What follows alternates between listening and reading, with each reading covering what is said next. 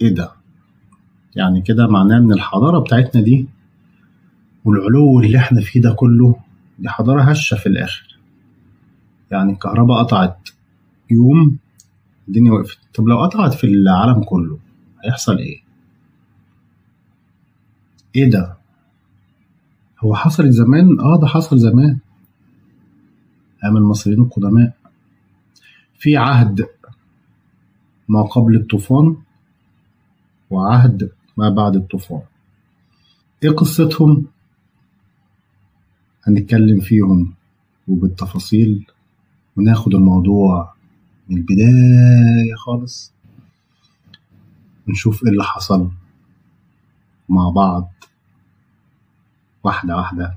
هنفهم الدنيا كان فيها ايه ودلوقتي بيحصل فيها ايه، ان دي تكملة للي فات. وخلي السعادة عادة، وإن شاء الله الجاي أحلى لينا.